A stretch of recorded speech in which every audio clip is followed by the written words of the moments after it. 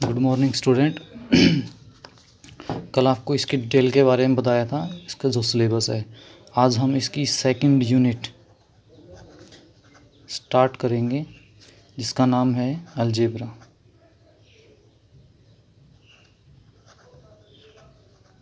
इसके अंदर आपको बताया था 3 चैप्टर शामिल हैं, 3rd, 4th और 5th, और ये तीनों आपके मैट्रिक्स हैं। आज हम मैट्रिक्स को स्टार्ट करेंगे। मैट्रिक्स क्या होती है? मैट्रिक्स को हम AIJ ऐसे लिखते हैं इसको। यहाँ पे जो आई है इसका मतलब होता है रो,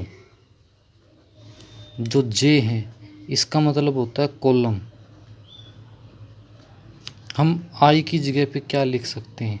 1 2 3 4 सोन एन तक कुछ भी लिख सकते हैं। जे same as it is 1 2 3 4 n तक हम यहाँ पे कुछ भी लिख सकते हैं। इसीलिए अगर हम किसी मैट्रिक्स को कंस्ट्रक्ट करें तो इसकी जो फॉर्म बनती है वो ऐसे बनती है: A11 A12 A13 A14 so on A1n A12 A21 A22 A23 A24 A2n। इसी तरह A31 A32 A33 A34 सोन A3n। इसी तरह चलता रहेगा। ये लास्ट में आ जाएगा AN1 AN2 AN3 AN4 so on और ANn। ये आपके इस तरह से ये बन जाएगी आपकी मैट्रिक्स। जो हॉरिजेंटल होती हैं, हॉरिजेंटल, उनको हम रो बोलते हैं। जो वर्टिकल होते हैं, वर्टिकल खड़े जिसको बोलते हैं, वो कॉलम होते हैं, कॉलम।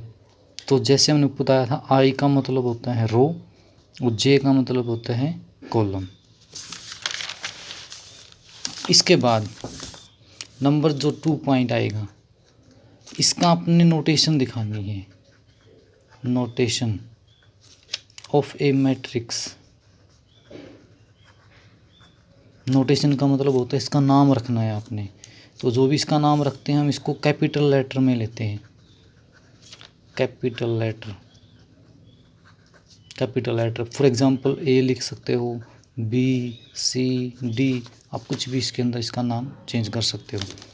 इसके बाद नंबर 3 पे आता है एलिमेंट ऑफ ए मैट्रिक्स।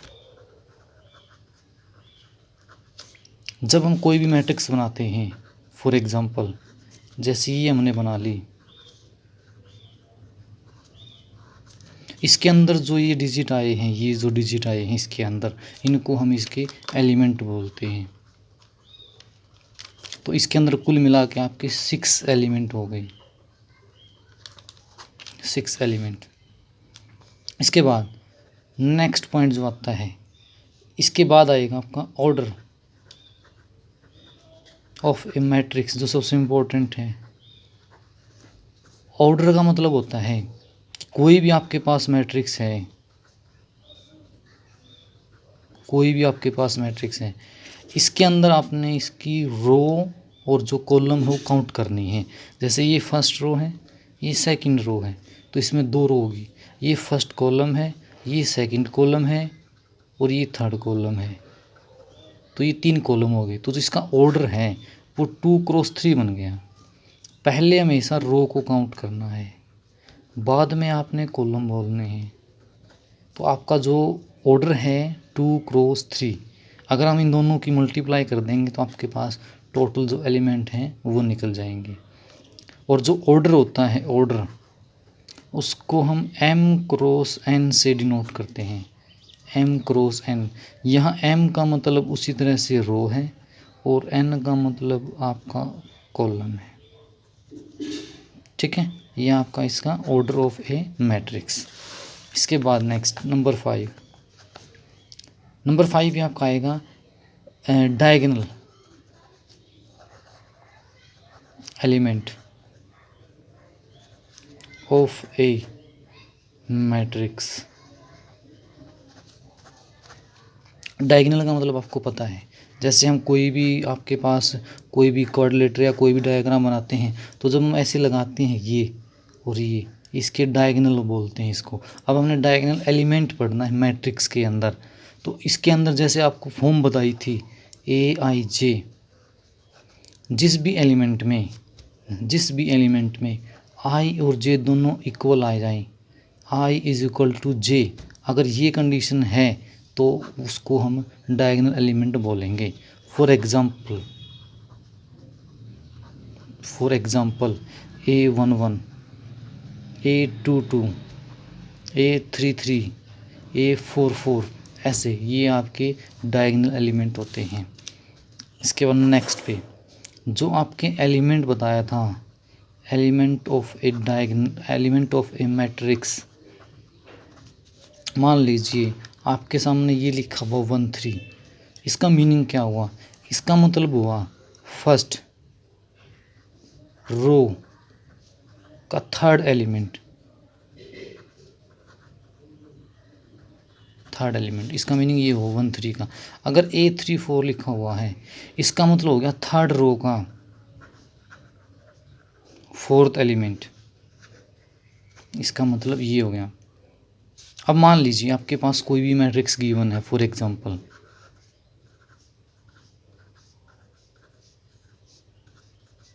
सबसे पहले आपको इसका ऑर्डर का पता होना चाहिए।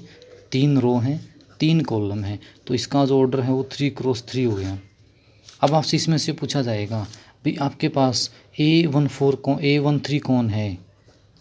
1 3 यानी कि फर्स्ट रो का थर्ड एलिमेंट, ये आपकी फर्स्ट रो है और इसका जो थर्ड एलिमेंट है वो कितना है? 4, तो ये आपका 4 आ जाएगा इसके अंदर। मान लीजिए आपसे पूछा जाता है A32 बताइए, 32, तो इसका मतलब ये हो जाएगा थर्ड रो का सेकंड एलिमेंट आपके पास यहाँ आ जाएगा 7, तो ये इसका 7 आ जाएगा इसके अंदर। इसके बाद नेक्स्ट चलते हैं। अब आपने करना है नेक्स्ट टाइप्स ऑफ मैट्रिक्स।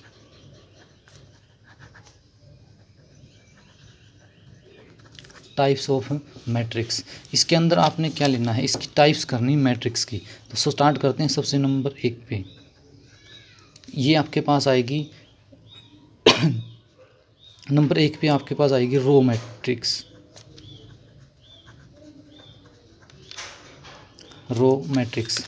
अब इसकी डेफिनेशन कंप्लीट बताऊंगा मैं आपको। A matrix is said to be row matrix if it have only one row, meaning एक ऐसी मैट्रिक्स जिसके अंदर सिर्फ और सिर्फ एक रो होनी चाहिए। For example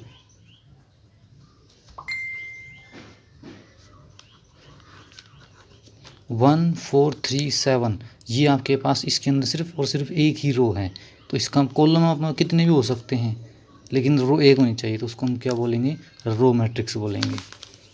number 2 column matrix, बिल्कुल ऐसी ही कंडीशन है, इसमें सिर्फ ओनली वन रो था ऊपर वाले में, इसमें सिर्फ आपने ओनली वन कॉलम लेना है। इसका एग्जांपल आप ले सकते हो, इसके अंदर सिर्फ एक कॉलम है, रो आपके पास 3 है इसके अंदर, तो ये आपकी कॉलम मैट्रिक्स होगी। नंबर 3 पे rectangle matrix.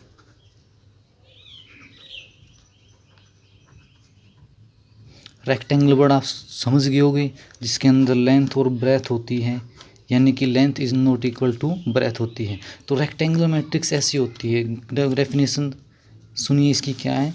A matrix is said to be rectangle matrix if number of rows is not equal number of column, then it said rectangle matrix. इसका मतलब हो गया, अगर किसी भी मैट्रिक्स में कॉलम की संख्या और रो की संख्या नॉट इक्वल आती है तो उसको हम क्या बोलेंगे, रेक्टेंगुलर मैट्रिक्स। जैसे अगर हमने कोई भी एग्जांपल लिख दिया,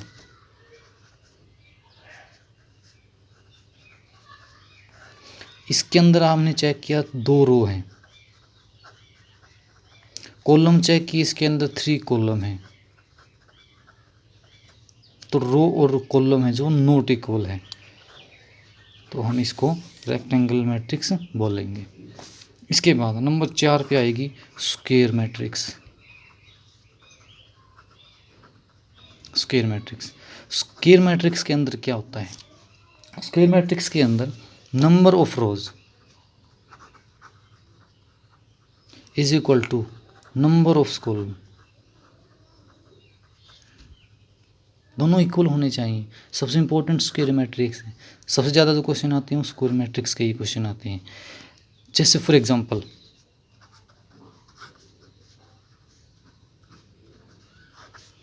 हमने चेक किया इसके अंदर 2 रो हैं और 2 ही कॉलम हैं, तो जो इसका ऑर्डर है वो 2 क्रॉस 2 आ गया, तो कॉलम भी 2 हैं और रो भी 2 हैं, तो इसका मतलब ये क्या बन गया आपकी square matrix. Complete definition, a matrix is said to be a square matrix if number of rows is equal to number of columns. इसके बाद नेक्स्ट, ये 2 क्रॉस 2 है, आप 3 क्रॉस 3 भी लिख सकते हो इसके अंदर।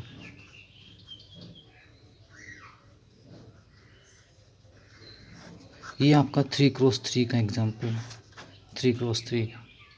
स्क्वायर मैट्रिक्स के अंदर 3 मैट्रिक्स और आपने ऐड करनी है, स्क्वायर मैट्रिक्स के अंदर 3 मैट्रिक्स और ऐड करनी है, उनके नाम मैं लिख देता हूँ।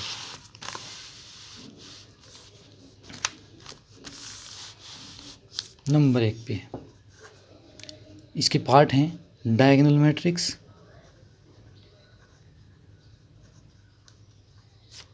स्केलर मैट्रिक्स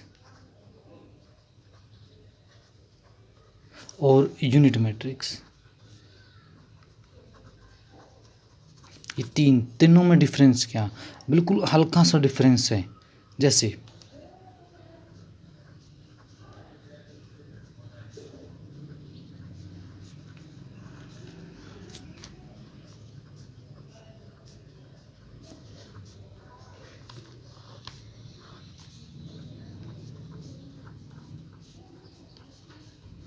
इन तीनों में डिफरेंस देखना, ये जो एलिमेंट है जो मैंने ये सर्कल में लिए हैं, ये जो एलिमेंट हैं, अगर आप इनको ध्यान से देखोगे, जो ये 3 आपके अंदर लिए सर्कल में, इस पहले का जो नाम है A11 है, यानी कि फर्स्ट रो का पहला एलिमेंट। इसका जो नाम है ये, इसका जो नाम है ये A22 है, सेकंड का सेकंड एलिमेंट। और जो इसका नाम है ये 33 है।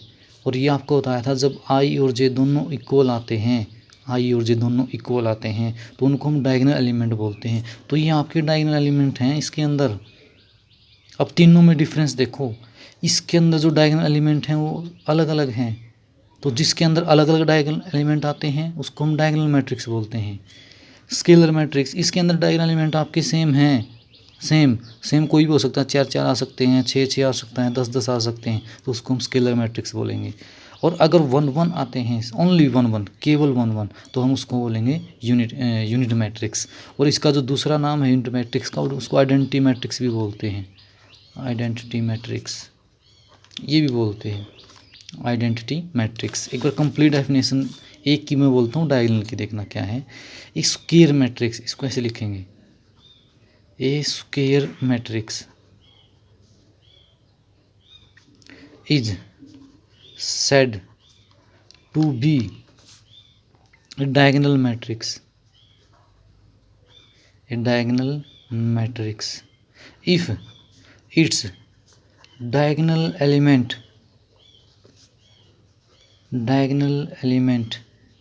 are different and non-diagonal element are 0, it is called diagonal matrix. इसके अंदर जो नॉन डायगोनल वर्ड आया है, जो डायगोनल को छोड़ के जो दूसरे एलिमेंट हैं वो सारे आपके जीरो होने चाहिए। दोबारा से मैं आता हूँ यूनिट मैट्रिक्स पे, जिसका दूसरा नाम है आइडेंटिटी मैट्रिक्स। इसका जो डायगोनल एलिमेंट है वो 1 1 होते हैं। इसको जो लिखने के तरीके होते हैं कई बार अलग अलग लिखा जाता है। जैसे हम इसको आई से डिनोट करते हैं, आई का मतलब आइडेंटिटी मैट्रिक्स। अगर आपके सामने I2 लिखा मिल गया, I2, इसका मतलब हो गया 2 क्रॉस 2 की आइडेंटिटी मैट्रिक्स। अगर आपके सामने I3 लिखा मिल गया, इसका मतलब हो गया 3 क्रॉस 3 की स्क्वायर मैट्रिक्स। अगर अकेला I लिखा हुआ है तो इसका मतलब आप ये मत समझना भी 1 क्रॉस 1 की होगी। ये डिपेंड करेगा उस क्वेश्चन के अंदर, भी उस क्वेश्चन के अंदर कैसी मैट्रिक्स दे रखी है। 2 क्रॉस 2 की है तो I का मतलब 2 क्रॉस 2। अगर 3 क्रॉस 3 की क्वेश्चन के अंदर दे रखा है तो 3 क्रॉस 3 का मतलब। ये सबसे ये भी इम्पोर्टेंट है जो आपकी आइडेंटिटी मैट्रिक्स है। ये आपके टाइप्स हैं। ये स्क्वायर मैट्रिक्स के ही पार्ट थे, 3 थे इसके अंदर आए थे स्क्वायर मैट्रिक्स के अंदर, ठीक है ना। इसके बाद नेक्स्ट चलते हैं। इसके बाद आएगा equal matrix. Equal matrix, equal matrix, equal का मतलब समझ गए, 2 मैट्रिक्स होंगी और दोनों की दोनों इक्वल होंगी। फॉर एग्जांपल आपके पास ये 2 मैट्रिक्स हैं,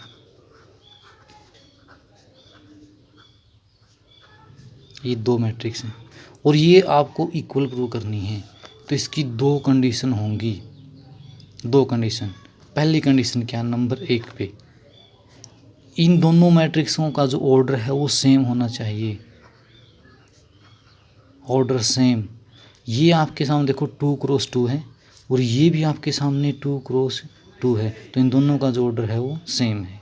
नंबर 2 पे जो इनके कोरस्पॉन्डिंग एलिमेंट हैं, कोरस्पॉन्डिंग एलिमेंट वो भी सेम होने चाहिए।